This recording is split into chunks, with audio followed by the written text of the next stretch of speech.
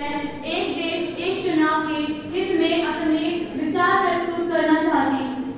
एक देश एक चुनाव के पीछे का केंद्रीय विचार यह है कि लोकसभा चुनावों के साथ साथ सभी राज्यों के विधानसभा चुनावों को भी समक्रमित या सिंक्रोनाइज किया जाए ताकि देश भर में चुनावों की आवृत्ति को कम किया जा सके।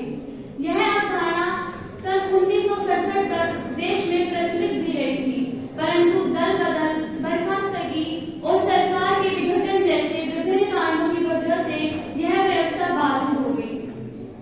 एक देश एक चुनाव के इस विचार का पक्ष समर्थन सन 1999 के डीपी रेड्डी की अध्यक्षता वाले विधि आयोग ने भी किया है। एक देश एक चुनाव के कई फायदे हैं, जैसे कि यह सरकार को चुनाव संपन्न हो जाने के बाद शासन की ओर ध्यान केंद्रित करने में सक्षम बनाता है।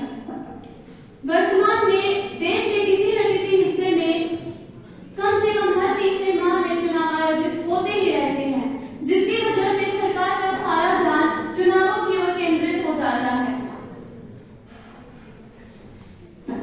अगर एक देश एक चुनाव लागू हो जाता है तो इससे सरकार का पूरा ध्यान शासन की ओर केंद्रित हो जाएगा। अगर मैं बात करूं राजनीतिक भ्रष्टाचार की, तो राजनीतिक भ्रष्टाचार का एक मुख्य कारण बार बार होने वाले चुनाव भी है। प्रत्येक चुनाव में भारी मात्रा में धन जुटाना पड़ता है। हालांकि अगर एक देश एक चुनाव आयोजित होते हैं तो इससे राजनीतिक दलों के चुनावी खर्च को भी पर्याप्त रूप से कम किया जा सकता है।